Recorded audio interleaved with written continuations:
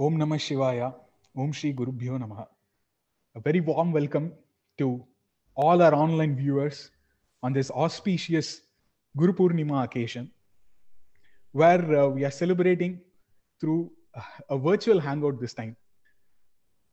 Today is very special because today marks the first anniversary of the Dhyanalayam at Anadi Foundation.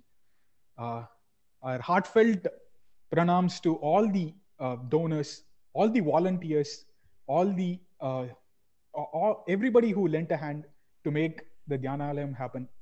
It's been such a blessing of a space. And today also marks the 5th anniversary, which we celebrate as Anadi Day, the 5th Anadi Day. Last year, we had a 3-day event. We had a lot of yajna, we had homas, we had the inauguration function of the Dhyanalayam, we had more than 300 visitors, we had Annadanam, we had a lot of festivities. This time, Daiva Nimittam, so we are all here online. It's also a wonderful opportunity to see you all this way. And it's been a blessing for me that I could also join this way, the Dhyanalayam. Today, the program begins with a katha, and later there will be satsang. Hope all of you did follow the online, the morning puja, Guru Puja at Ashram, which happened during the Purnami Tithi. You could also revisit it anytime on the Facebook page of Anadi Foundation. Let us begin this Guru Kripa rendition of katha and start our festivities this year.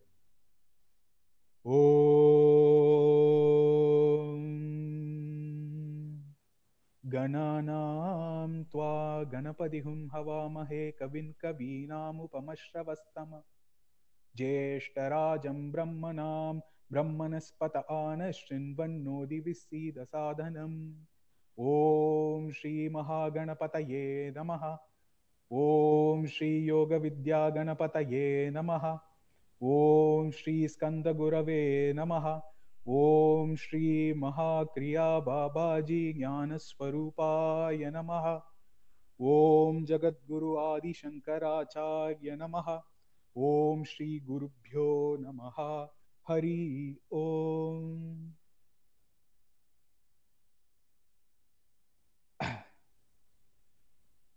In our Dhyana Alayam, they reside Maunaguru, they reside Maunaguru Kriya Babaji, the Yuga Guru. Along with Kriya Babaji, Jagat Guru Adi Shankaracharya Bhagavad Pada also graces us at the Dhyana Alayam. When Bhagavad Pada Adi Shankaracharya explains who a guru is, in the Shatashloki there is a verse which is the Mangala Charanam verse of Shatashloki, in which Bhagavad Pada says, Drishtanto naiva drishtaha tribhuvana jathare sadguror jnanadatuhu sparshasche tatra kalpyaha sanayati yadaho swarnatam ashmasaram na sparshatvam tathapi Shrutacharana yuge sadguru sviya sishye sviyam samyam vidhatte bhavati nirupamaha tenava laukikopi. Essentially, Adi Shankaracharya says that to a guru, there is no comparison. He is incomparable. How does he say that? In the Nyaya literature, there is something called the Drishtanta. A Drishtanta is something with which you can explain something. It's a metaphor, an illustration, or an example that you can give to illustrate something. And Bhagavad Pada is searching all three worlds, Tribhuvana Jatara, inside all three worlds, for such a Drishtanta where he can compare a guru. If one were to take up Sparsha Mani as a Drishtanta, Sparsha Mani is the touchstone. It has the property of touching an Ashmasara, a stone. The Ashmasara, when the Sparshamani touches the Ashmasara, it turns gold. That's the property of Sparshamani. But Bhagavad Pada argues that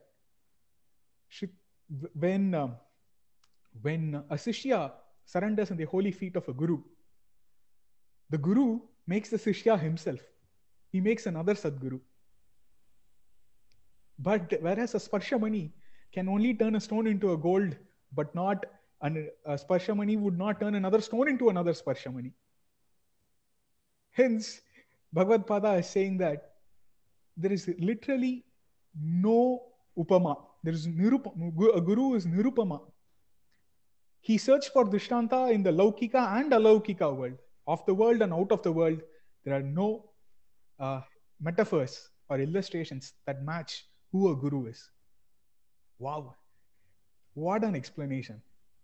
And to qualify to this, we are going to see a string of few stories that tell us why Bhagavad Pada had expressed this way.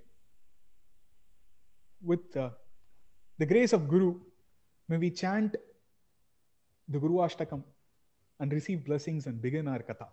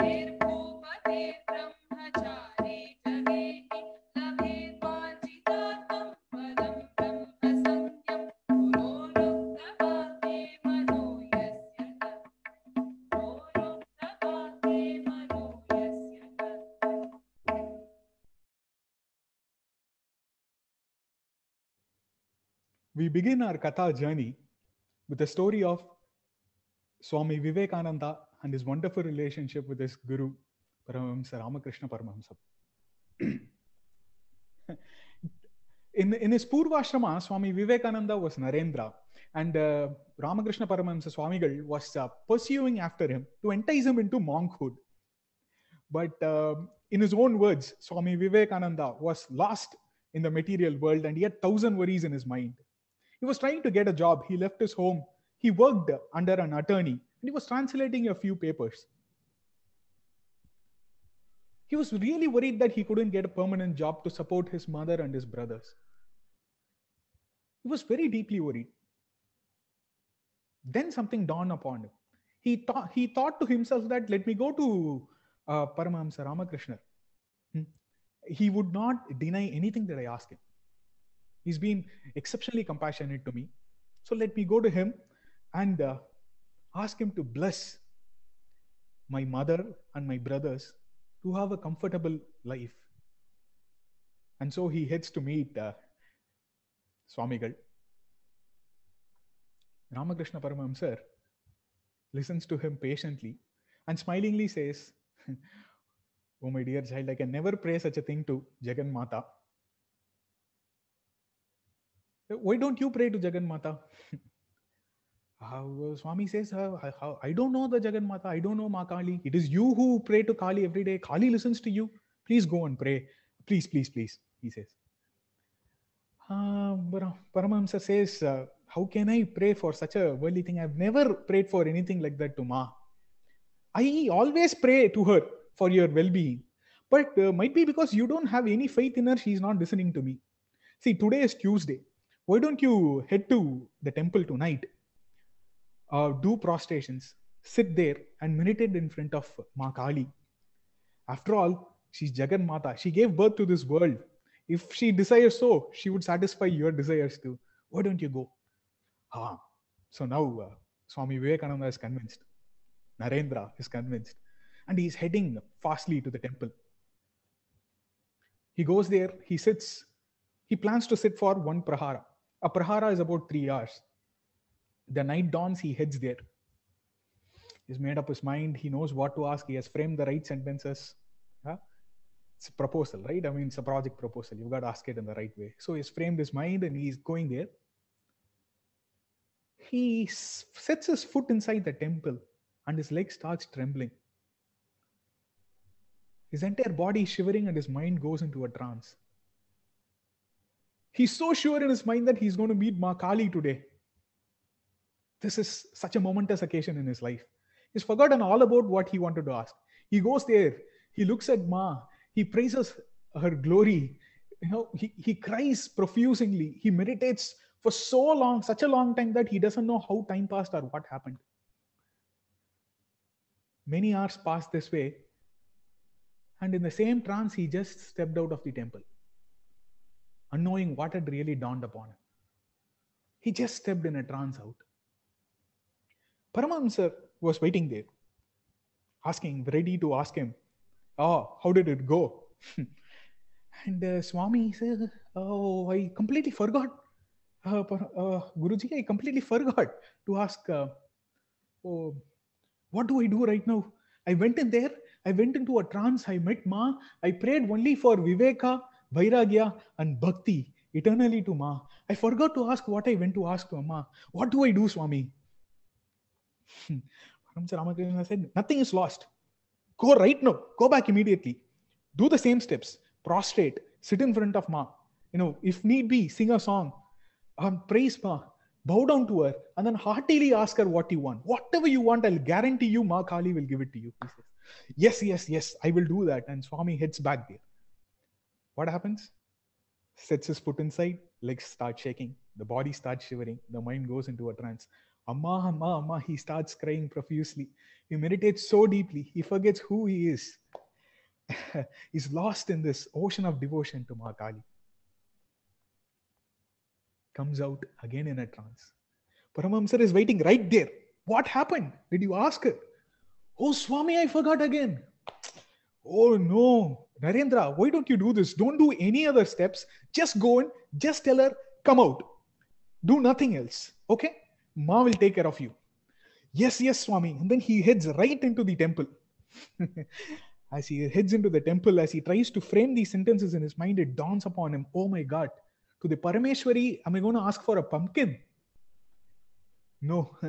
To Amma, I'll again bow down and ask only for Viveka, Vairagya and Bhakti. And he prostrates and he comes back. And while he's coming out, something else dawns upon him. Oh, you know what? This must be the Thakur's work. He addresses Paramahamsa Ramakrishna as the Thakur. Oh, this must be the divine play of Thakur. Let me go persuade him. He goes, say, Swami, I realize now what has happened. It was all your divine play. Now you are responsible. I can't ask Ma anymore. I have promised to her that I want nothing else. Paramahamsa is saying, if the pleasures of the material world are not for you, what can I do? Might be in this birth, it is not this way for you. This is what you ask Ma Kali and that is what you will get. No. I can't go back like this home. my brothers, my mother, they're suffering a lot. It is you. You have got to do something about it. I won't leave this place unless and until you do something about it. In all his infinite compassion, Paramahamsa says, see, I can never do something like that, but I'll promise this much to you. Simple food and shelter will always be guaranteed. One meal, a simple food and shelter will always be guaranteed to your mother and brothers. Forsake your worry for them, he says. To such a guru, is there a comparison?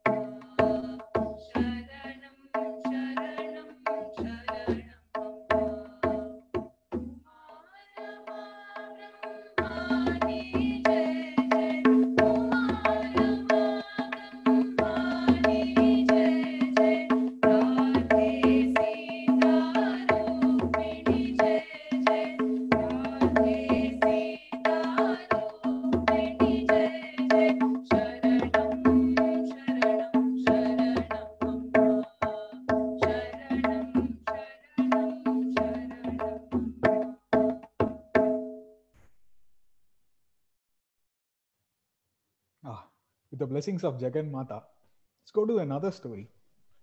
This story is from Mahabharata.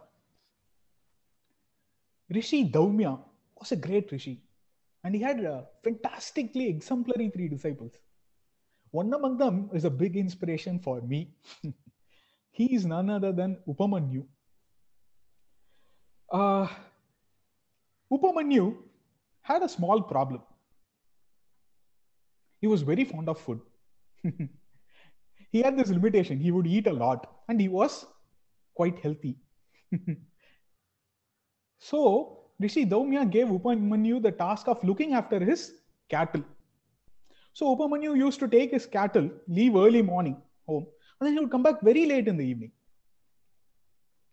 Cattle is the wealth in an ashrama, right? Especially in a Guru Shishya ashrama, you depend on these things. And the Shishyas do different kinds of seva. They take up different responsibilities. And in this ashrama, Upamanyu was looking after the cattle. He was a very obedient and honest student. His only limitation was he would want a good meal, right? But his guru, knowing his limitation very well, Rishi Daumya used to give him only very little food, okay, to go when he graces. But slowly, Rishi Daumya was observing this fellow Upamanyu was growing fatter day by day. Now the Rishi was surprised. See, he tried reducing the portions little by little. Still, this guy was very healthy and becoming healthier, right? So the guru was definitely curious as to what was happening. And so Rishi Daumya decided to ask him. Upamanyu, being a very obedient and honest student, told him what he was doing. He said that, Pranams Guruji, the lunch that you give me is insufficient. So what I do is, when I take the cattle to graze, in the nearby houses, I take bhiksha in the afternoon, and then I have that as my afternoon food. Oh, Daumya realizes this. Good that you're honest. So here on, what you have to do is, you have to also bring me the bhiksha that you collect and offer it to me. He says, be it so, Guru. He obediently does prostrations and then he goes. A few months pass. What would have happened to Upamanya? He wasn't thinning down at all. Now the Guru called him for another one-on-one meeting. Upamanya, what are you doing? I'm taking the cattle to graze, Guru. Good. Job well done. What are you doing about your afternoon lunch? Guru, with whatever you give, I go for taking bhiksha.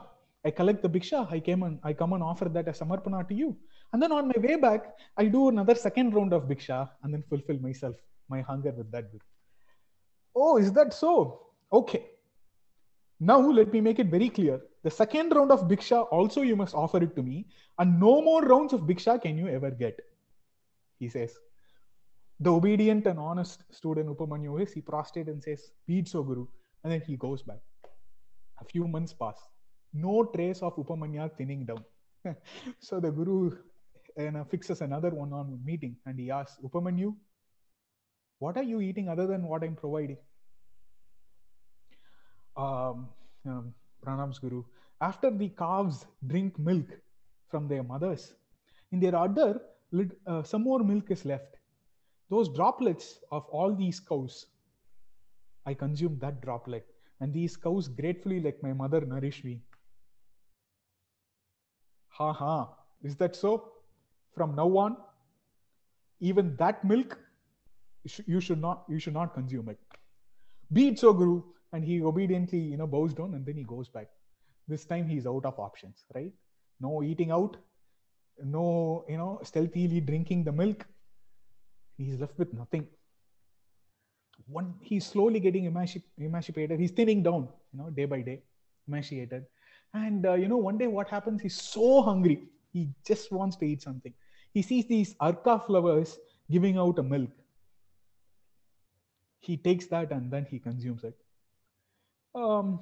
These extrusions from the arka flower are quite poisonous. They affect his nervous system and then they go on to blind him. But being a very disciplined student he somehow tries to rally the cattle together and then bring them home. On the way, he falls into a well accidentally. The Guru, the sun has set and the night has dawned, but there is no trace of Upamanya. Now the Guru's Rishi Daumya is anxious. He goes out searching for him. He goes out calling his name, "Upamanya, oh Upamanya, where are you?" As he keeps walking down the road, he hears a faint voice from a well. "Guru, here I am." He is from the bottom of the well, yelling out. Guru goes, rescues him, and then asks, "Upamanya, what happened?" "Guru, I must be honest with you. I was very, very, very hungry. I didn't know what to do, and I had these arka flowers. And it so happened that I lost my eyes and fell into this well. You must please forgive me." The gracious Guru that he is, he's very pleased with the honesty of Upamanya. He prays, he invokes the mantra of Ashwini Kumaras, and he bestows eyesight upon Upamanya. With the dawning of this new eyesight, he also loses the sight of he loses the wheeling of the Maya, and he also loses his inherent limitations and craving for more food. He goes on to become a great Guru, much like his own Guru. The prescriptions of Gurus can be quite unique, can be testing at times too. But these prescriptions absolutely work. And to such a Guru, can there be a comparison?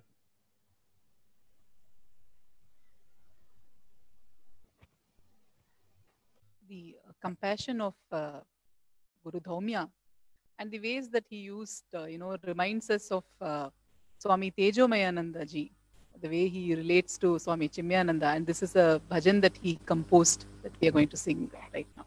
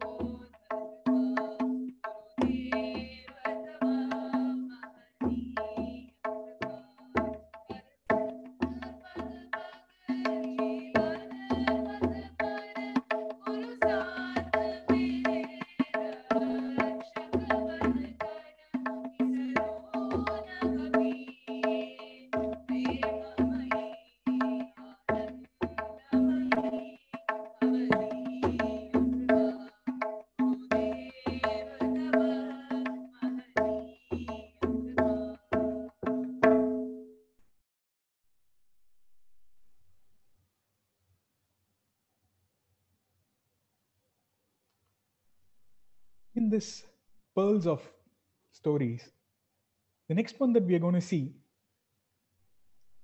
is the story of one among the most enigmatic mystics of the last millennia in the Bharatvarsha, which is none other than Sant Kabir.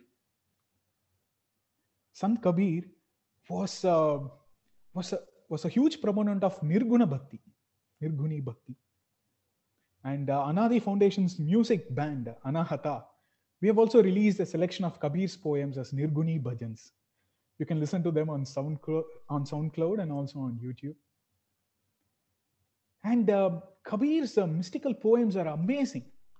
They reveal some among his greatest states of mystical states that he himself has attained.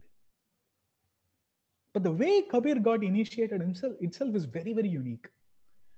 Kabir, in fact, remained for a long time without a guru. He lived in Kashi during the reign of Shikandar Lodi. He wanted to become a disciple of a great Guruji of those times called Ramananda.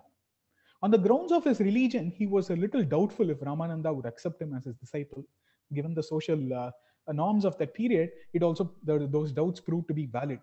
So one day he decided that he must gain the discipleship of this great Guruji in the Kashi Nagara, Ramananda. So he, in the descending stairs of the Ghat, in the early morning, in the dark, in the pre-sunrise early morning, while it's quite dark, he goes and lies down in one among these steps in the Ghat. And Guruji Ramananda comes as usual to take bath there and do his Sandhya Vandana. And Swami Ramananda does not see Kabir lying down there. In the dark, he steps on him accidentally. He steps on his chest. And as soon as he finds that out, Guruji Ramananda is shocked. He jolts and he says, Ram Ram. He says, ha ha. Kabir jumps up. He says, Guruji, I found my Guruji at last. And he prostrates, fully in front of him. And he says, you have given me your mantra diksha. I am your disciple now. And Swami Ramananda, needless to say, he's struck by the sincerity and devotion of Kabir and he accepts him as his disciple. Kabir gets formally initiated by the great teacher. He also joins the theological and philosophical discourses of his master, and he later is sent by his master to various debates and discourses. And needless to say, the enigma of Kabir attracts people of all communities together.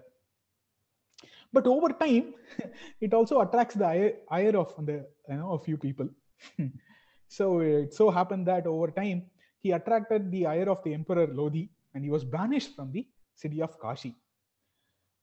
So he went out of the city, and then he set up a small hut. Kabir's wife's name was Loi, and Kamal was his son.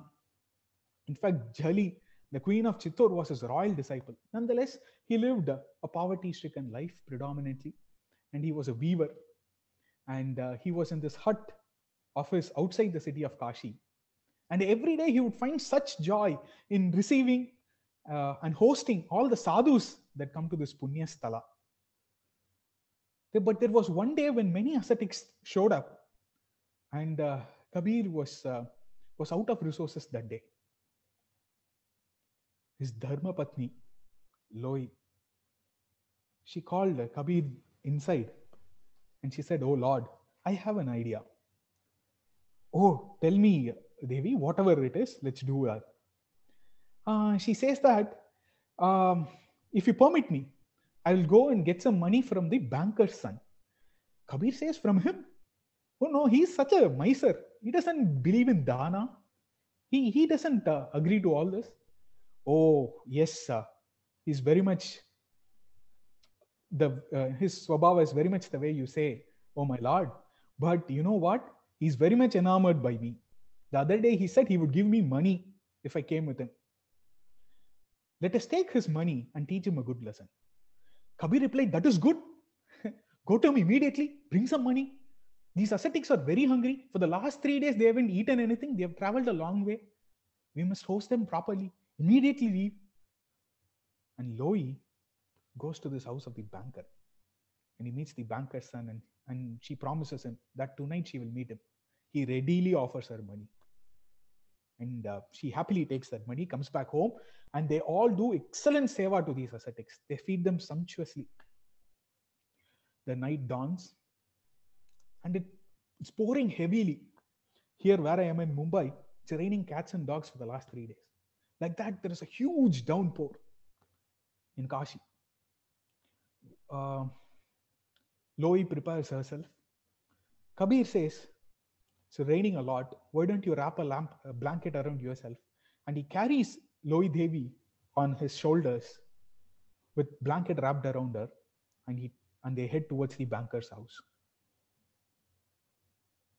Kabir safely drops her there, and he waits outside so that she could go meet the banker's son and come back. The banker's son is quite rejoiced to see her. But he is also curious. She is completely undrenched. Her feet are so clean, there is no mud. He's very curious. Enamored by her beauty, he asks, "Oh, how come you're not touched by this heavy shower? How come no grain of mud has stuck on your feet?" "Oh, let me explain to you," she says. "So my dear husband very dutifully carried me with a blanket wrapped around me on his shoulder, and that way my feet is untouched." "What?" "Yes, he's standing right out there." The banker's son is stuck in awe. It's like almost a lightning struck him on the inside. His darkness dispels instantly. He falls at her feet. "Oh, Ma, you're like my mother to me. What have I done? I did not understand what kind of refined ascetics you and your husband are. You've completely removed the darkness of my antarkarana. Oh, let me rush to Kabir too." And then he rushes out. He says, Oh, Venerable Guru, I'm a great sinner. Please purify me. Bless me. I take refuge in the lotus feet. I'm like your humble devotee. Please, for a million times forgive me." Kabir, being Kabir, touches him, gives him darshana, and then accepts him as his disciple. From that day, the banker's son became one of the most devoted disciples of Kabir. Truly mysterious are the ways of the great sons of this nation. By their simple touch and darshana, even the worst of sinners and scoundrels become transmuted into great saints, in fact. And in the Skanda Purana, the dialogue between Ma Parvati and Lord Shiva, about 300 verses are now what is called as the Guru Gita. In the Guru Gita, there is a phenomenal verse. It says that Gukarastvandhakaro vai Rukarastanivartakaha Andhakaranirodhitvat Gururitya bhidhiyate. Gukara stands for a darkness, such darkness that cannot be dispelled by the sun or any other a self-illuminated bodies. Such a darkness. Rukara stands for the Shabda, the Akshara Ru stands for that which dispels it, that which negates it, and hence Guru, the word Guru, the title Guru is conferred upon one who dispels the greatest of tamasic darkness in our antarkarana. May we bow down to such an incomparable Guru. In fact, the simplicity and straightforwardness that Kabir Maharaj expresses in his Nirguni bhajans is so enlightening. So the bhajan that we are about to sing is Guru Se Melkar. So he says that, oh country fellow, or what you can call it, a villager, why are you hesitating, to have a milan with your Guru? What is there to hesitate, to meet and fall at or surrender to your Guru? And he says that if you have to cross the river, you need to make friends with the boatman, right? So just as if you have to cross the river of samsara, you need to make that milan with your Guru. And don't be an uneducated or an illiterate person in this regard.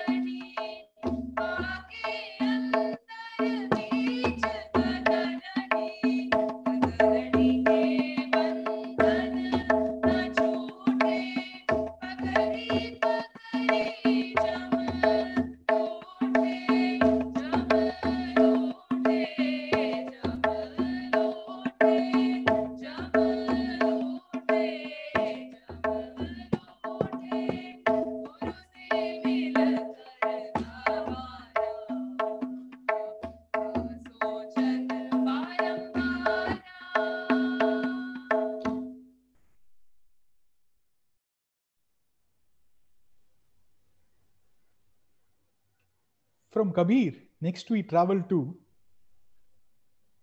Samarth Ramadas Swamiji and his great disciple, Chhatrapati Shivaji Maharaj. Sant Ramadas was a phenomenal tapasvin. When he was, the way he got Viveka and the way he got Vairagya, in fact, is quite amazing. When he was, when his marriage arrangements were about to be made, he sat in front of the bride, and there was a screen between the bridegroom and the bride. And when the priest chanted, Savadhan, be alert, Ramdas had a huge awakening within him. Swamiji bolted away and disappeared in the twinkling of an eye, in fact. His tapasya is unparalleled, in fact. For 12 years, Ramdas Swamiji stayed near Nashik on the banks of Godavari. He used to get up every day early morning, go into the Godavari river, stand there waist deep, and then he used to, from early morning to mid-noon, he used to do Gayatri Mantra Japa. This happened for 12 years. After that, he would go around for Bhiksha. Then he would offer whatever he collects to Lord Rama, and then he would take it as prasad.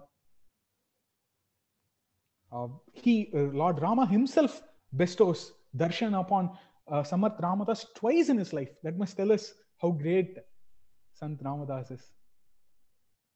In fact, one among another phenomenal sadhana of Ramadas Maharaj is he did Purashcharana of this 13-syllabled mantra. Shri Rama Jaya Jaya Rama. So this 13-syllable mantra. Shri Rama Jaya Jaya Rama. This 13-syllable mantra. He chanted this 13 lakh times. Continuously, and obtained great siddhis. And divine will was ordained upon him to travel to different places. Even the Lord Panduranga himself came inviting him. Also, Lord Rama, in one among his vision, ordained him to go and guide Shivaji Maharaj. In the meantime, Shivaji Maharaj, having heard about Samarth Ramadas Swamiji, was searching for him everywhere. He was inching close by close to meeting him, but somehow the meeting didn't happen. It kept on slipping away. And one day, he was so agitated by not being able to meet him. He went to Bhavani Devi, the Bhavani Devi temple at night. He prayed and cried to Ma, and he slept there itself. When he fell asleep in the temple, he had the radiant vision of Samarth Ramadas Swamiji in his dream. And that's how he knew he has met his Guru. Ramadas Swami himself comes searching for Shivaji Maharaj and then bestows upon him his blessings. Once, from his palatial balcony, when Shivaji Maharaj witnesses various activities happening, he sees that Samarth Ramadas Swamiji is asking for Bhiksha in the streets of the city. So immediately, Shivaji Maharaj is moved, and he sends a chit through his friend Balaji, Guru disciple, brother disciple Balaji, to his Guru. In this chit is written, I present this entire kingdom as a samarpanam to you, O dear Guruji. He kindly accepts the chit. He comes back and he bestows his blessings upon Shivaji. Maharaj is now a mendicant too, along with his Guru. So they go to the streets of the city. They sing Ramanama together. They do a lot of bhajans together, kirtans together. They get Bhiksha. He first serves the Guru. After the Guru eats, whatever is left, Shivaji eats. And he says, "Oh Guru, now that I've become your sevaka, what do you have for me to do? Please ordain me to do." Shivaji, I was waiting for this moment. Bless you, Shiva, because you have asked this yourself. Now that, understand that this kingdom, you have given it to me, and I'm appointing you as a trustee, as a regent of the kingdom. You must rule this kingdom very justly. And needless to say, this added even more to the Desha Bhakti, along with the Guru Bhakti to Maharaj Shivaji. And he went on to place the Paduka of his Guru in the throne, and he was an exemplary ruler in the history, and we know the history. What was very interesting is people over time, especially the brother disciples of Shivaji, over time thought because might be Shivaji is the Maharaj, uh, their guru Ramdas Swamigal is slightly biased to Shivaji. To prove them wrong, Swamigal creates a Leela. One day, he coils himself up in so much pain and agony. His stomach is burning. He coils himself up and he says his abdomen is paining a lot and he cries and cries out. All his disciples are panicking. They don't know what to do. To which he says, go bring Shivaji. And in the meantime, Shivaji himself has heard this news and he's rushing to see his guru. He goes, bows down to Guru. Guru, please tell me whatever I can do. I'll do. Can I take this pain? How do I relieve you of this pain? To which he says, this particular pain will go away, Shiva, only if I drink the milk of a tigress. Would you go, please fetch? Without a second thought, all the disciples are shaken. What? A tigress's milk? Without a second thought, Shivaji picks up the kamandalu and he is rushing off into the thick of the forest. He searches, he wanders, and to his fortune, he finds a few cubs and he knows the mother should be somewhere near. He sits in dhyana near the cubs. The mother is furious when she comes back. The mother tigress sees a person along with a cub and starts growling. He bows down. Shivaji bows down to the tigress that appears in front of him. And with a pure heart, with all Shraddha for his guru, he says, I've been ordained upon my guru, oh dear Ma. May you please bestow me with some of your milk so that I may alleviate the pain of my guru. Slowly, the tigress sees the bhava expressed by Shivaji and comes slowly near him, and much like a cat, starts licking him slowly. And that's when Shivaji understands the right moment and slowly bows down and touches the udder of the tigress and milks the tigress, and then takes this in a kamandalu back to his guru.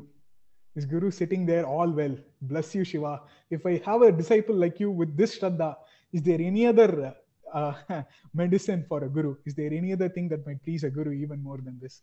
This is the biggest balm to a guru, pain balm to a guru, is having disciples of great Shraddha.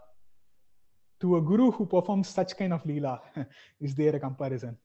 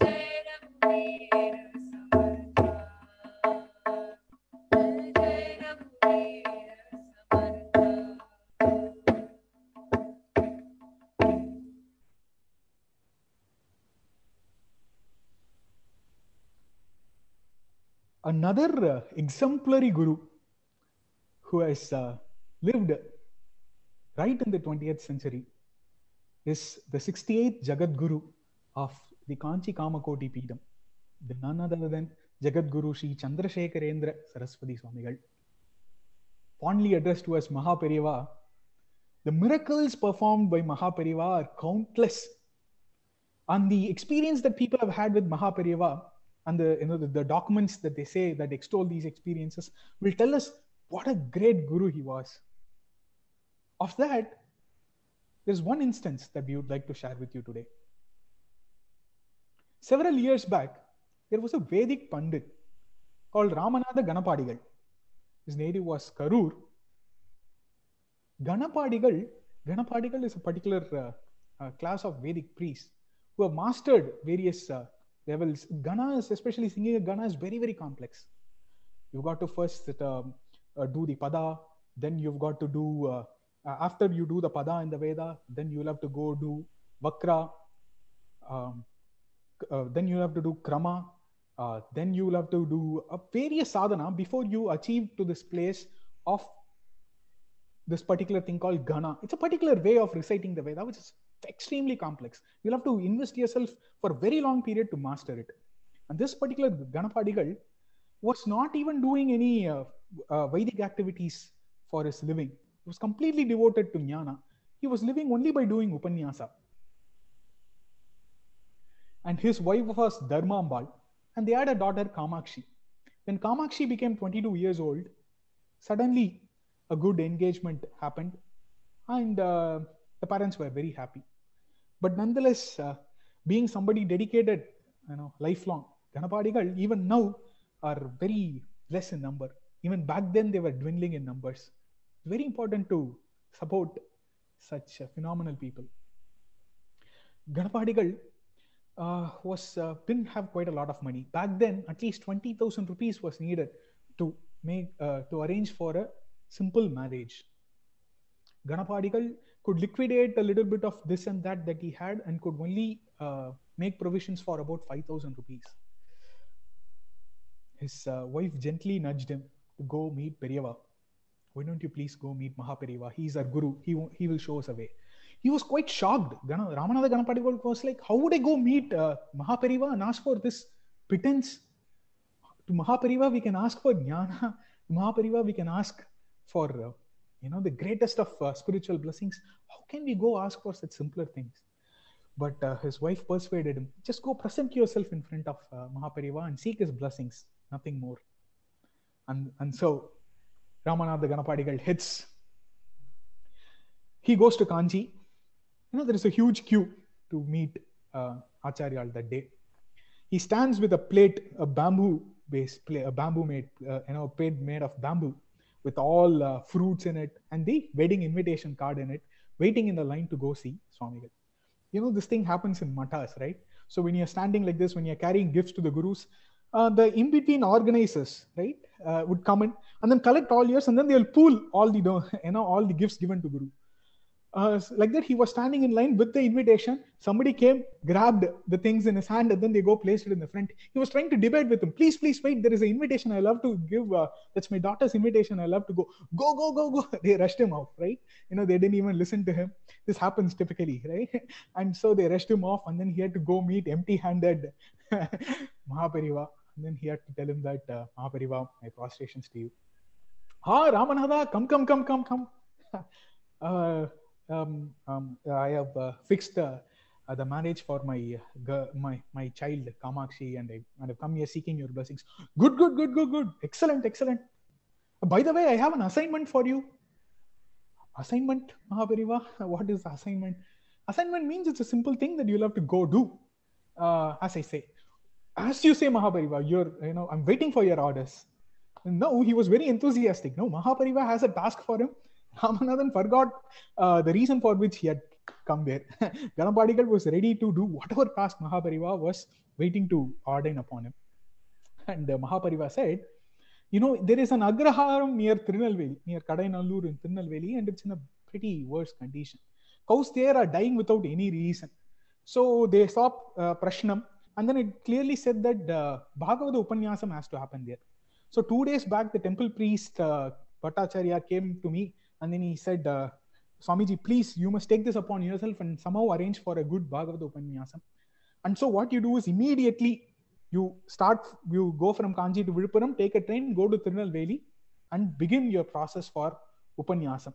You go there, they will give you food, take rest, and they will take care of your remuneration.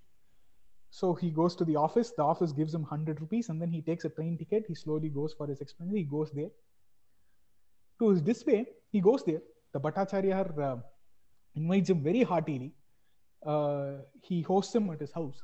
But strangely, he sees that there is an eerie silence in the town. Then he comes to learn that the trustees of the temple have a small internal politics going on. And hence, it was not a great time to be there. Nobody turned up for anything that they were willing to organize. Everybody was up in arms against each other. But Mahapariva was ordained. It has to happen. So the Bhattacharya, Ramananda Ganapadigal, get ready to start the Upanyasam next day. So 7 days of Upanyasam starts. You know who all attend? The Bhattacharya, the watchman of the temple, and Perumal and Tayar themselves. Only so much audience. He is heartbroken. Ganapadigal is heartbroken. But he does excellent justice to the Upanyasam. He performs it. But still, with a heavy heart, dejection, he goes back to Kanchi. He meets the Mahapariva. Ramanada, come, says Mahapariva. So, how did the Upanyasam happen? I'm sure the crowds would have, immense crowds would have come for your event, and was it very tough to manage resources with limited resources, that much crowd and so on? He has inquired, Periva, nobody came, Oh, is that so? How many people came? Periva, I must say, including Tayar and Perumal, only 4 people came. Really, Ramanada? You're so gifted, do you know that? He said.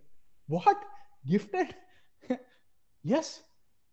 There were crores of people in Kurukshetra, but there was only one person, Arjuna, to listen to Bhagavan Shri Krishna's Upanyasam, Gita Upanyasam. You are gifted. You have 4 people to listen to you. You are even more gifted than Lord Krishna. Don't you see it? And then Ramanathan started bursting out in laughter, and he forgot all his worries. Mahapariva blessed him with 1,000 rupees. May the marriage happen really well, he said. Then he was going back. Now he was really worried, right? He was going back home. The budget for the wedding is 20,000. He could liquidate 5,000. Now he has got 1,000 in his hands. He doesn't know how he will be received back at home. But his samskaras is such that he can never ask. No, because when one does Swadhyaya every day, it definitely seeps in, and you cannot go and ask for gross things to a guru. And his samskaras are so refined. But nonetheless, he has a test back at home. He has to go meet his wife. He has to deliver the bad news. Very heavy heart, he's heading home. But once he heads home, he's received with such great hospitality by his wife.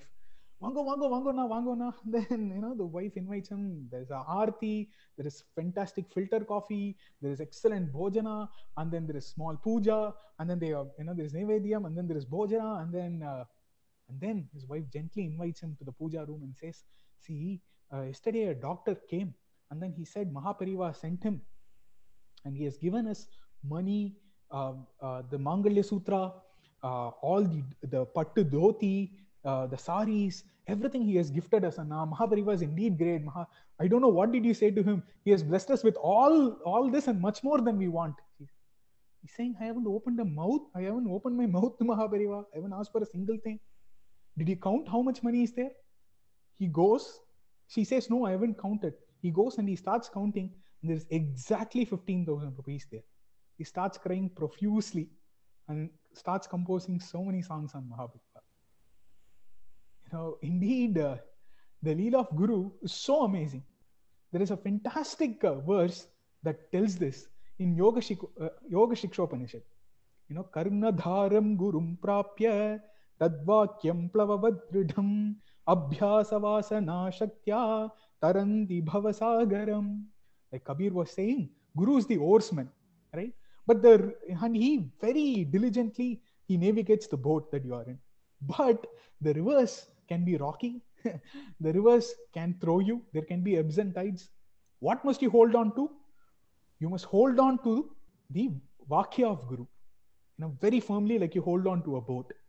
And through doing abhyasa of those Vakya and the Vasana that comes out of it, Abhyasa Vasana Shaktya Taranti Bhavasagaram, one can easily cross this Bhavasagaram. Such incomparable a Guru is.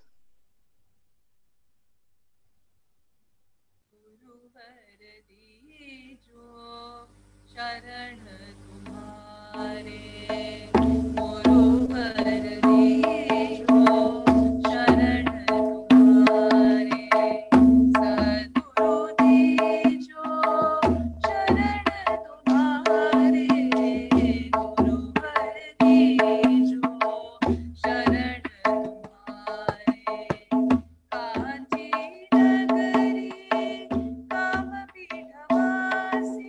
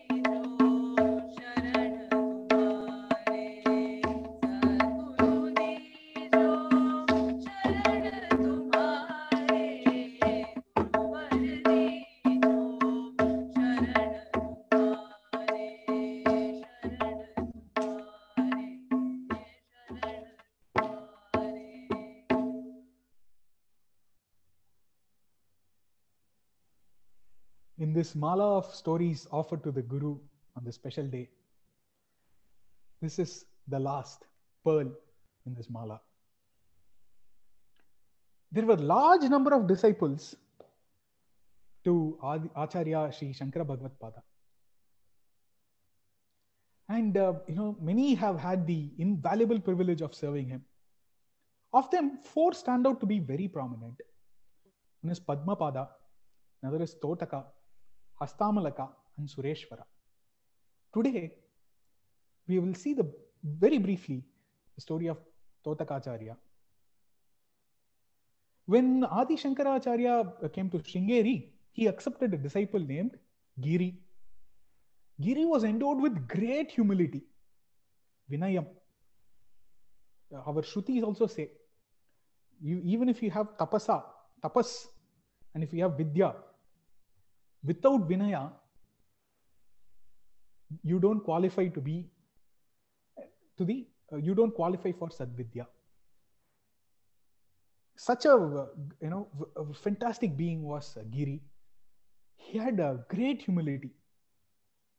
He did not possess the scholarship of Sureshwara or Padmapada, nor did he have the realization of Hastamalaka. However, Giri, he was unrivaled when it comes to scrupulously taking care of his Acharya. He paid so much personal attention to Acharya. He found so much pleasure in just taking care of simple personal comforts. And naturally, this happens among co-disciples. And naturally, his co-disciples thought a little less of him. And one day, Giri was headed to wash the clothes of Shankara Bhagavad Pada, and he hadn't returned in time.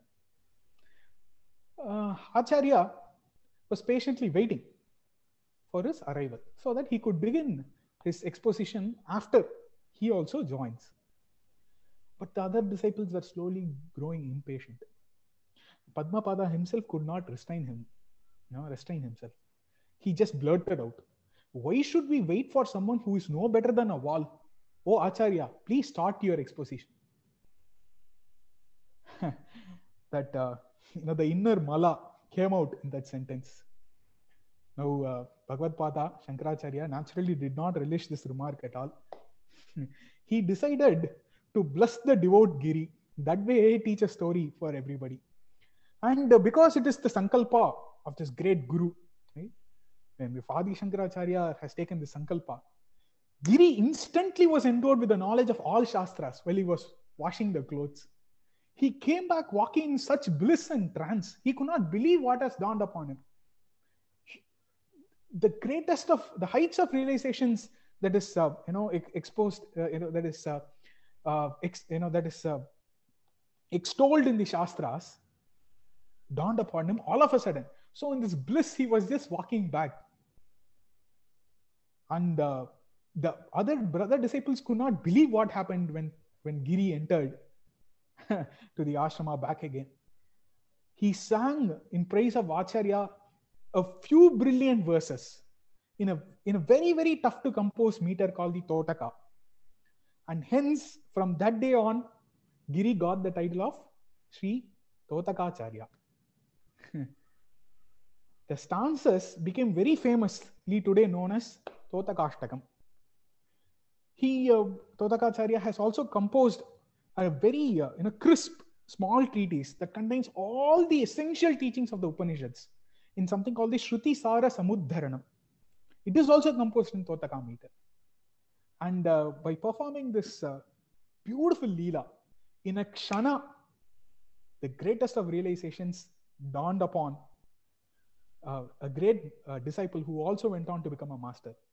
And as Shankara Bhagavad Pada himself says, a sparsha stone, a sparsha mani, can turn a stone only into a gold. But here is a classic instance of a guru turning his Shishya also into a great guru. To this tradition, may we bow down and enjoy the Totakashtakam.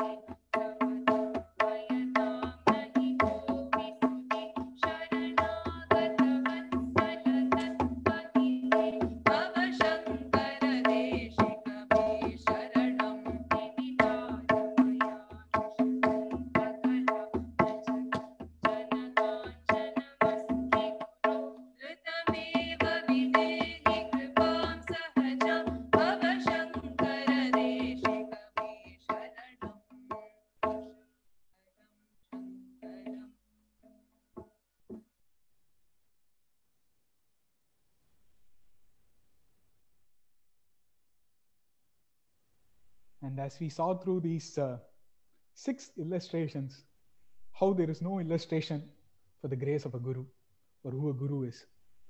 this Vyasa Purnima, this Guru Purnima. It's been such a blessing to be present here and do this Katha as a Samarpanam to Jnana Guru and Mona Guru at the Jnanalayam, to my very own Gurus, Matushri and Shriman, and to Skandaguru Swamigal.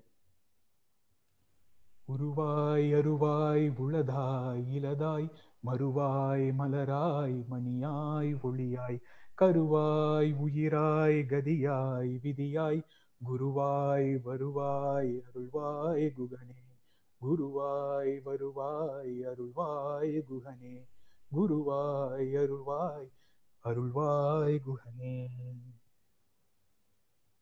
Om Namah Shivaya. Now, the next session in today's festivities is the much awaited satsang with Shriman and Matushri. It's we are going to stop this live stream.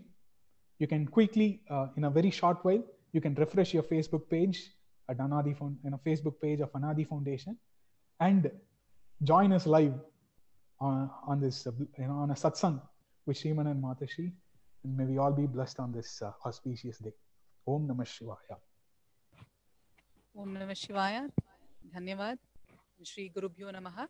We will be live back again in another few minutes on the same page, fb.com Anadi Foundation, on another link. So please stay with us on the Facebook page. Thank you, Surya Narayanji, for this wonderful session. Yes. My humble request to everybody is to also visit anadi.org/dharma. More interesting events are aligned for you throughout the next 6 months to come. May we all enjoy the online Sannidhi of the Gurus.